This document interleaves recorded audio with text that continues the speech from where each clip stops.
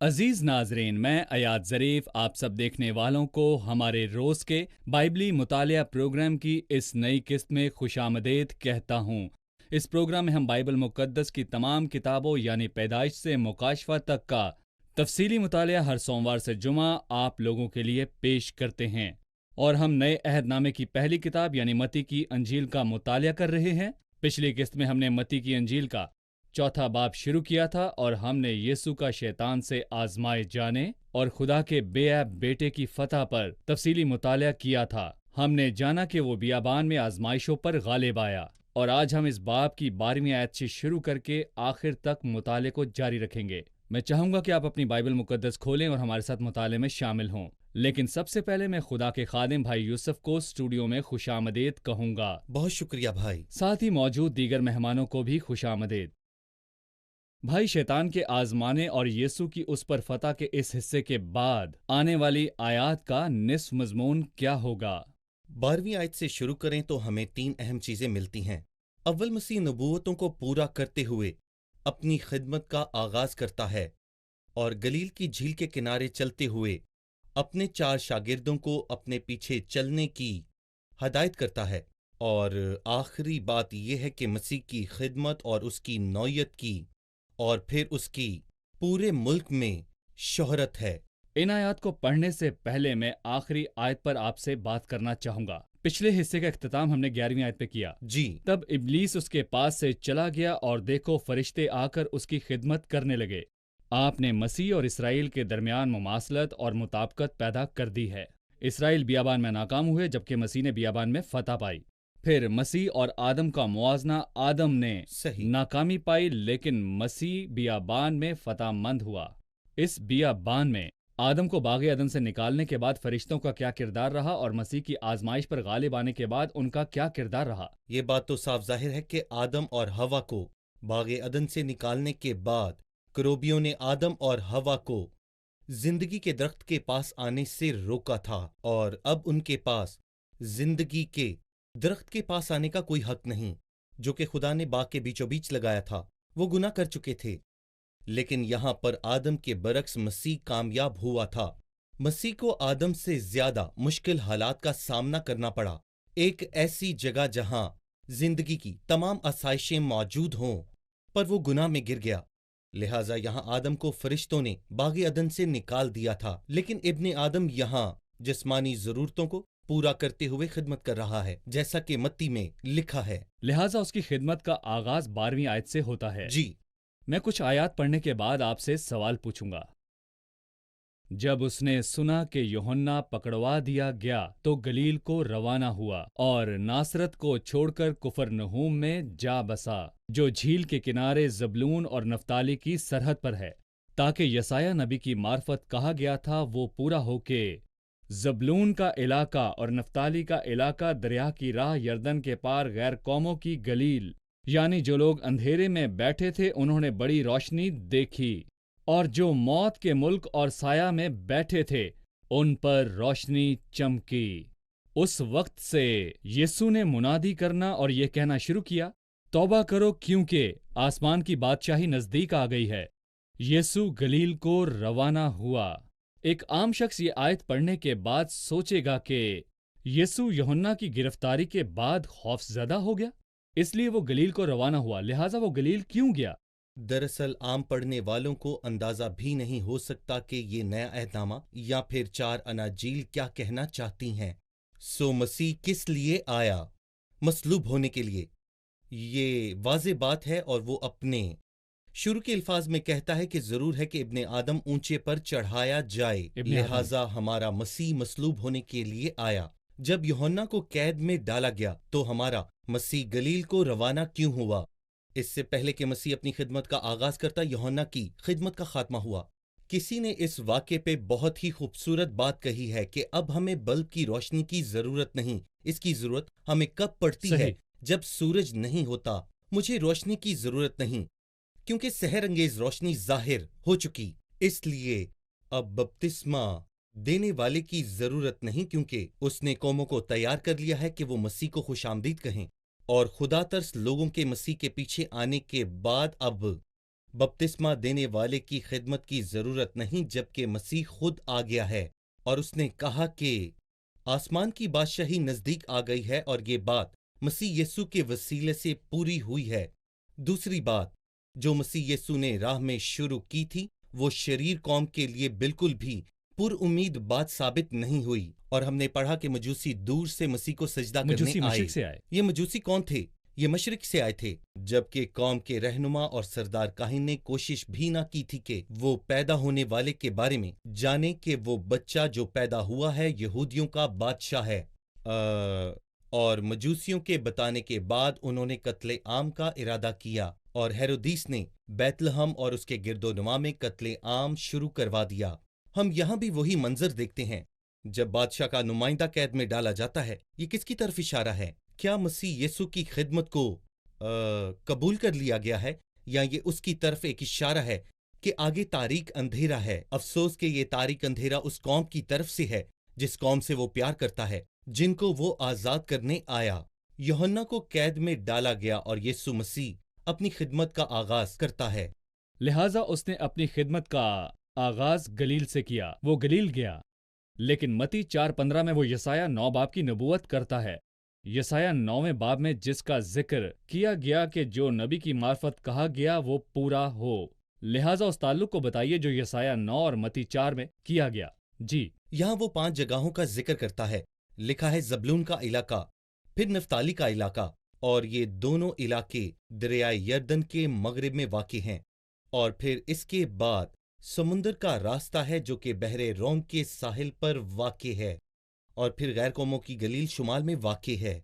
और यहाँ पर मैं आपको ये बताना चाहता हूँ कि यहाँ वो तमाम शुमाली इलाकों का जिक्र कर रहा है जिसे वो आम तौर पर गलील के इलाकों से मंसूब करता है, जहाँ पर यीशु ने अपनी खिदमत का आगाज किया। और यसाया के 9वें बाब में लिखा है कि उसने उन जगहों को इज्जत ना दी। और आगे चलकर हम देखेंगे यूहन्ना के 7वें बाब में लिखा है, तलाश करो और गलील में कोई नबी बर्पा ना होगा। कोई नबी तो बर्पा ना हुआ, लेकिन एक है जो तमाम नबियों में से अजीम है। पाक नबियों का खुदावंद अपनी खिदमत का आगाज करता है, और जैसा कि थोड़ी देर में हम देखेंगे कि सारे नहीं बल्कि ज्यादातर मसीह के शागिर्द गलील से थे। लिहाजा और फिर आखिर में उन जगहों को इज्जत बख्शी गई जिन्हें पहले इस कदर सराहा नहीं गया था। जब मती रसूल यसाया 9वें बाब के अल्फाज यहाँ बयान करता है, 16वीं आयत में वो लिखता है, जो लोग अंधेरे में बैठे थे उन्होंने बड़ी रोशनी देखी। अगर हम उस आयत को देखें जो यसाया 9वें बाब में बयान की गई है, तो हमें मालूम होगा कि वो कह रहा है जो लोग तारीकी में चलते थे उन्होंने बड़ी रोशनी देखी। यहाँ पर मुख्तलिफ अल्फाज इस्तेमाल किए गए हैं। क्या मती ऐसा चाहता था या तब्दीली पाकरू की हदायत से की गई? कहा जाता है कि इस तब्दीली में 2 बातें हैं। पहली बात यह है कि यसाया में लिखा है जो लोग तारीकी में बैठे थे। ऐसा लगता है उन्हें तारीकी बहुत पसंद है, इसलिए वो बैठ गए। वो बैठे थे। और जब आप कहीं जा रहे होते हैं तो वो जगह आपको पसंद आती है और आप वहीं रुककर खुशी से बैठ जाते हैं। और यही बदकिस्मत लोग थे जिन्हें तारीकी पसंद थी और वो बैठ गए, अंधेरे में बैठ गए। कुछ लोग इसकी कुछ और तशरीह करते हैं। वहां की तारीकी इस कदर तारीक ना थी कि उसमें चला भी ना जा सके। वहां चलना मुमकिन था, लेकिन जब वो तारीक अंधेरे में बदल गई तो वहां पर चलना बिल्कुल भी नामुमकिन था। और इससे हमें मिस्र में 9वीं आफत के 3 दिन याद आते हैं, जहां लिखा है कि कोई इस लायक ना रहा कि अपनी जगह से हिल सके। मुकम्मल तारीकी छा गई थी और जब लोग हिलने जुलने के लायक ना रहे तो वो एक जगह पर बैठकर रह गए थे। वो 3 दिन 3 रातें बहुत हौलनाक थीं। जो आप कह रहे हैं उसकी तस्दीक के लिए हम पहले ज़बूर का पहला हिस्सा देखेंगे। मुबारक है वो आदमी जो शरीरों की जी सलाह पर नहीं चलता और खताकारों खताकारों की राह में खड़ा नहीं होता और ठट्ठाबाजों की मजलिस में नहीं बैठता। बुराई की राह में बैठना शरीरों की मजलिस में बैठने का सबब बन सकता है। यसाया में लिखा है जो अंधेरे में चलते थे तारीकी में बैठ गए। जब यीशु आया तारीकी में बैठे थे। हम एक छोटे से वक्फे के बाद दोबारा हाजिर होंगे।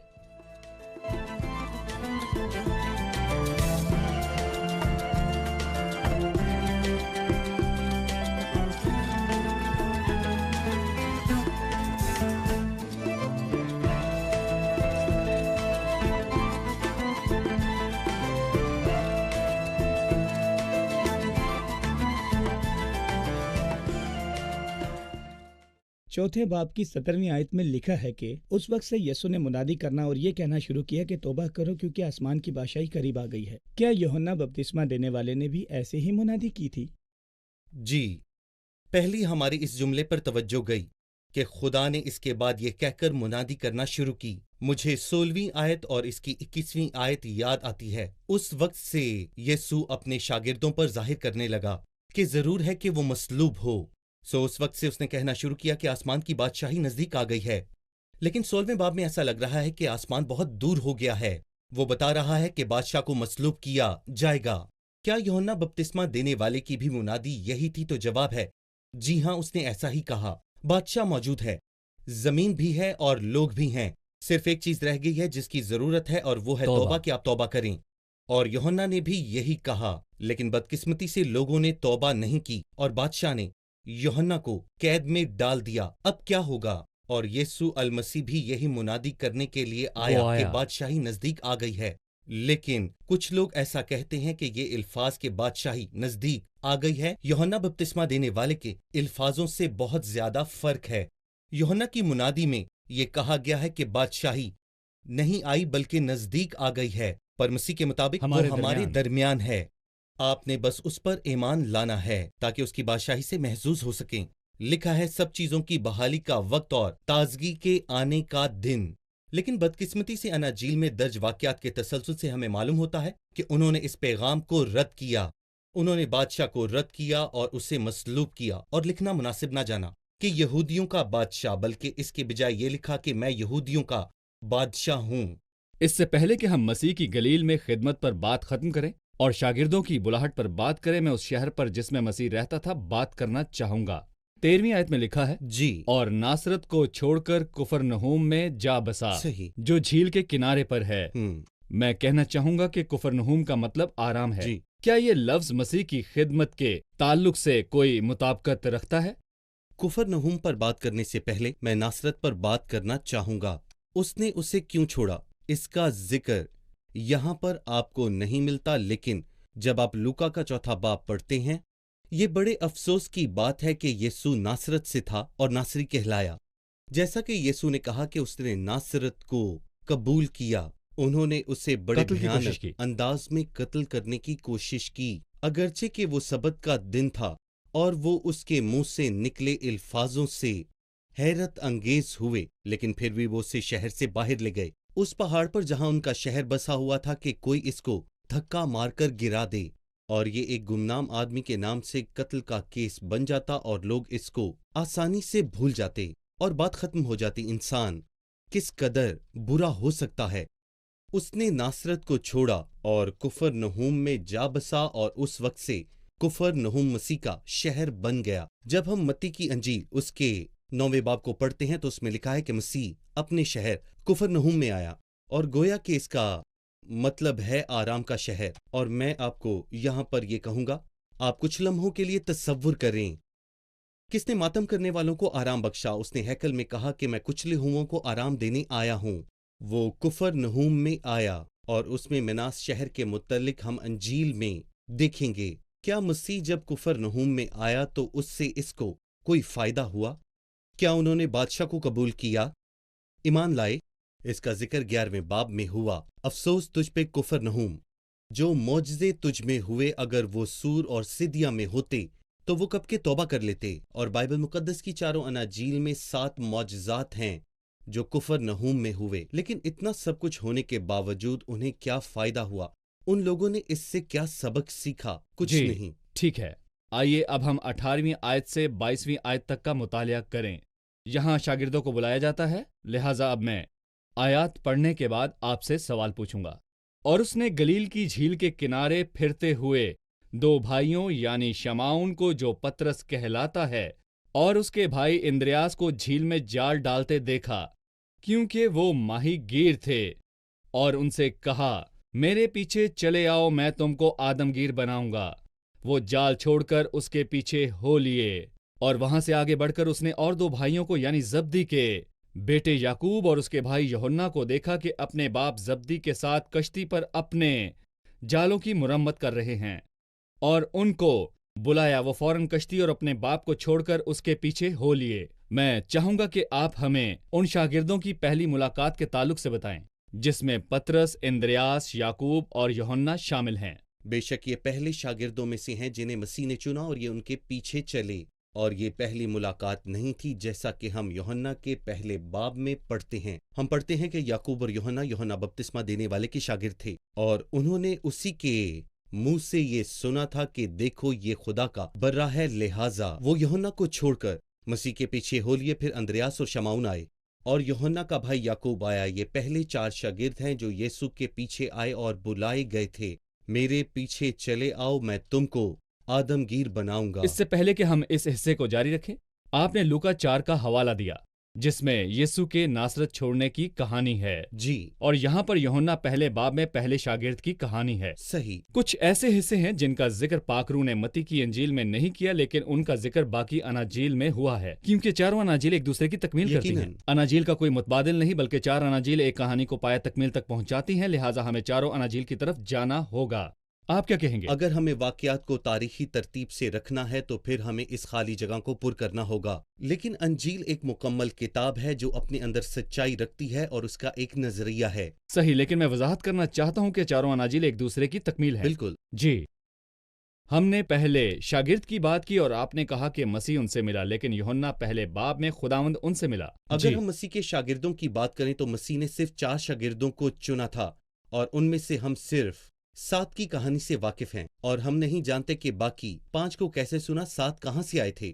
ان 4 کے متعلق ہم یوحنا کے پہلے باب میں پڑھتے ہیں، اور یہاں پر فلپس اور نتنیل کا اضافہ ہوتا ہے، اور جب ہم متی کا 9واں باب پڑھتے ہیں، یہاں پر متی کا ذکر ہے جو کہ محصول لینے والا تھا اور لاوی تھا جس نے انجیل بھی لکھی۔ ہم ان کے بارے میں جانیں گے کہ انہیں کہاں اور کیسے چنا، لیکن باقی شاگردوں کے بلائے جانے کے متعلق ہم کچھ زیادہ نہیں جانتے، بس مسیح نے انہیں چنا۔ یہاں ہمیں 2 سے متعلق پتہ چلتا ہے کہ وہ اپنے جال ڈال رہے تھے، اور اس نے ان سے کہا کہ میں تمہیں آدمگیر بناؤں گا، اور یوحنا اور یعقوب کے بارے میں بھی جانا کہ وہ اپنے جالوں کو مرمت کر رہے تھے۔ صحیح۔ یہ محض ایک بیان ہے یا اس کا کوئی علامتی معنی بھی ہے؟ آپ اس کے بارے میں کیا کہیں گے؟ دراصل ایسا ہے کہ ان کی خدمات میں ایک مفہوم ہے، اور واچ مین جو کہ ایک مشہور مسیح لکھاری ہے، اس نے ایک زبردست کتاب اس خیال کے متعلق لکھی ہے۔ اس نے کہا شمعون جال ڈال رہا تھا اور یوحنا جال مرمت کر رہا تھا اور پالوس خیمہ بنا رہا تھا۔ اس نے یہ کہا کہ جب یسوع ان لوگوں کو ملا یا پھر ان کو بلایا تو وہ لوگ یہی کام کر رہے تھے، اور اس لکھاری نے اپنی کتاب میں ان کی خدمات کے متعلق خدمت کی بتایا۔ نوعیت۔ جی بالکل۔ لہٰذا پطرس جال ڈالتا تھا کیونکہ وہ ایک بہترین مچھوارا تھا۔ پینتیکوس کے دن وہ 3000 لوگوں کو مسیح کے پاس لایا تھا، اور وہ جال بنانے میں بہت ماہر تھا۔ وہ زندہ رہنے والوں میں آخری تھا، اور ناستک کے ماننے والے اپنی جھوٹی تعلیم کے ساتھ مسیحت میں آنا شروع ہو گئے۔ لہٰذا اس نے جالوں کی مرمت کی، اور اس نے اپنی انجیل میں مسیح کی الہی فطرت کے متعلق ہمیں بڑے واضح الفاظ میں بتایا، اور اپنے خط میں مسیح کی انسانی حقیقت کے بارے میں روش شناس کروایا تھا۔ پالوس وہ شخص تھا جو خیمے بناتا اور ان میں رہتا، لیکن اس نے ہمیں کلیسیا کے بڑے بھید کے متعلق بتایا تھا۔ بھائی یوسف بہت شکریہ، ہم یہاں ایک وقفہ لیں گے اور پھر دوبارہ حاضر ہوں گے۔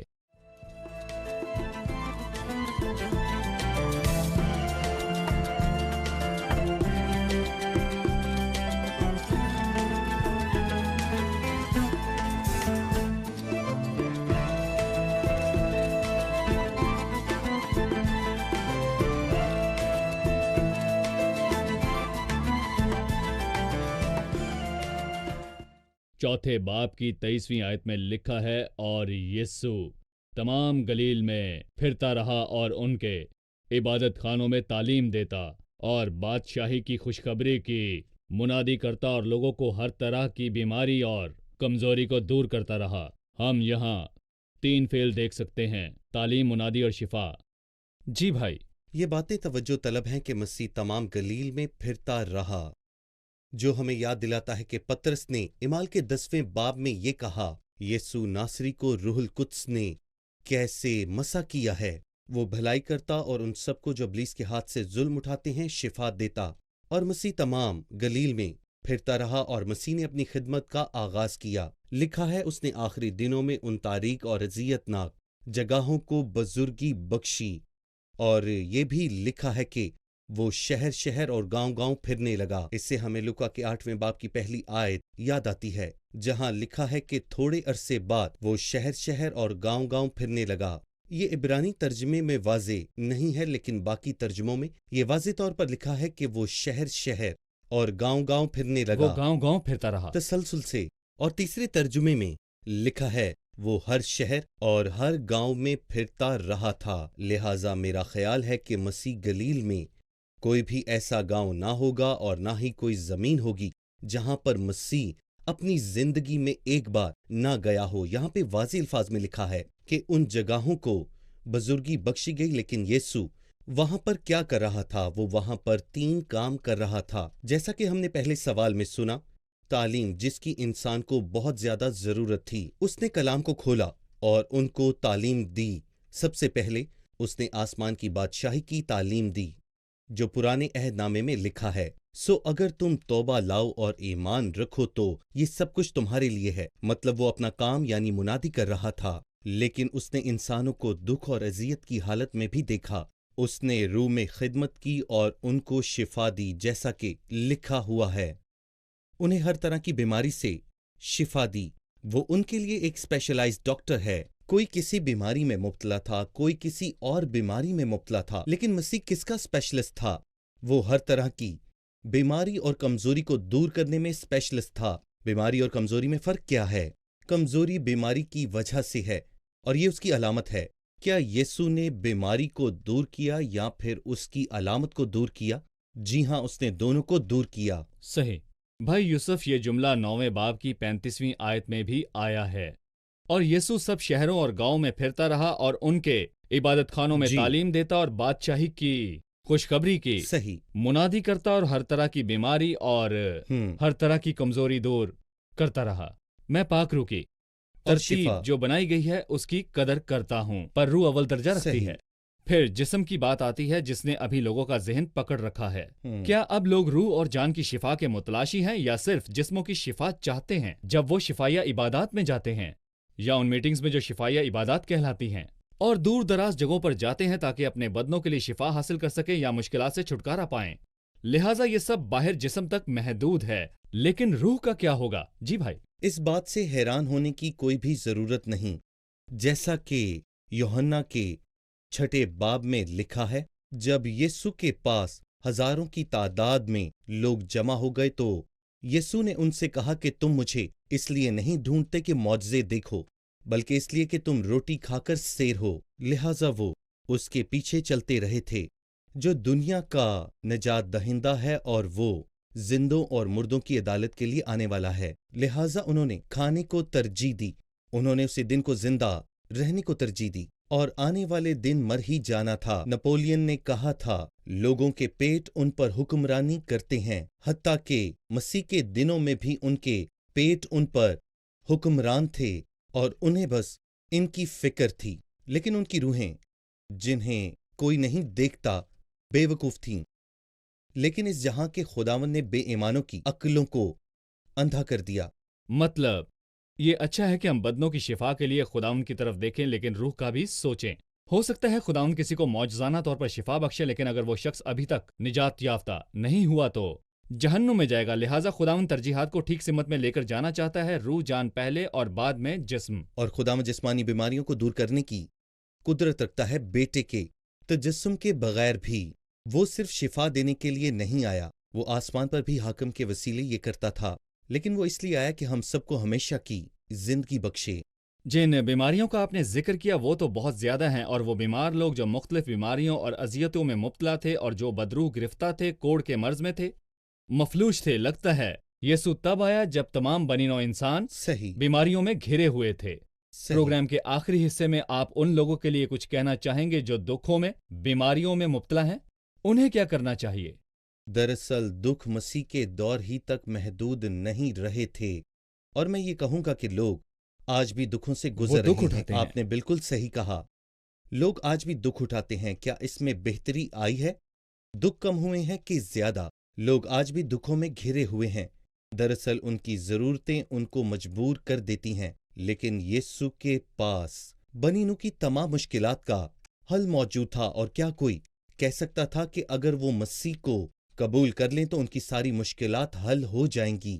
ان کے پاس دولت کے انبار لگائے جائیں گے، اور یہ وہ خوشخبری نہیں جس کی ہم منادی کرتے ہیں، لیکن ایسے سخت حالات میں بھی ہم خوش ہوں گے، اطمینان میں رہیں گے اور کسی چیز کی فکر نہ ہوگی، بلکہ ہر ایک بات میں تمہاری درخواستیں دعا اور منت کے وسیلے سے شکر گزاری کے ساتھ خداوند کے سامنے پیش کی جائیں تو خداوند کا اطمینان جو سمجھ سے باہر ہے تمہارے خیالوں کو مسیح یسوع میں محفوظ رکھے گا۔ شکریہ، ہم پروگرام کے اختتام پر پہنچ چکے ہیں، مہمانوں سے رائے جانتے ہیں۔